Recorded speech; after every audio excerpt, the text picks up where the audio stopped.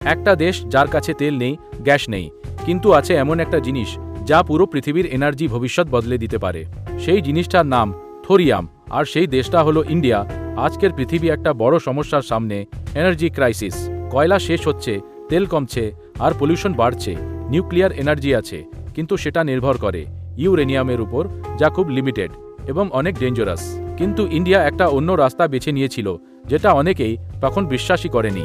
Thorium একটা radioactive metal, যা ইউরেনিয়ামের চেয়েও সেফার, ক্লিনার এবং বেশি অ্যাভেলেবল।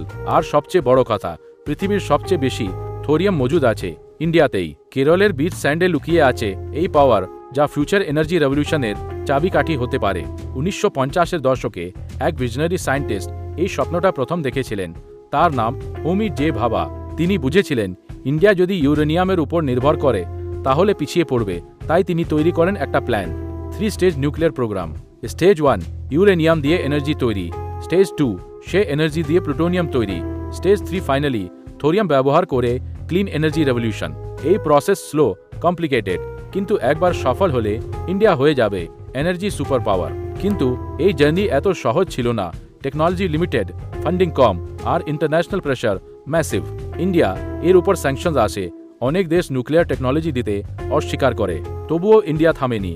সায়েন্টিস্ট কোয়াইটলি কাজ করে গেছে বছরের পর বছর। ভিডিওতে একটু সময় নিই। ভিডিওটি ভালো লাগলে আমাদের চ্যানেলটি সাবস্ক্রাইব করে নিন। ফাইনালি ইন্ডিয়া তৈরি করে অ্যাডভান্সড হেভি ওয়াটার রিঅ্যাক্টরস, যা থোরিয়াম ব্যবহার করতে পারে। এটাই ছিল টার্নিং পয়েন্ট। থোরিয়াম কেন গেম চেঞ্জার? কম পারমাণবিক বর্জ্য, কোনো বড় দুর্ঘটনা ঘটার সম্ভাবনা নেই বিপুল পরিমাণ ইউরেনিয়ামের তুলনায়।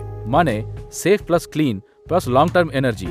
এটা শুধু ইন্ডিয়ার জন্য না, পুরো পৃথিবীর জন্য আশা। আজ চাইনা, ইউএসএ, ইউরোপ সবাই থোরিয়াম নিয়ে রিসার্চ করেছে, কিন্তু সবাই সফল হতে পারেনি। কিন্তু ভারত ইতিমধ্যে কয়েক দশক এগিয়ে। যে স্বপ্নটা একসময় ইম্পসিবল মনে হয়েছিল, আজ সেটা রিয়ালিটি এর পথে। একটা দেশ লিমিটেড সম্পদ নিয়ে ভবিষ্যতের শক্তির রিডিফাইন করতে চলেছে। এটা শুধু টেকনোলজি না, এটা একটা রেভলিউশন। ভারতের থোরিয়াম স্বপ্ন এখন আর স্বপ্ন নয়,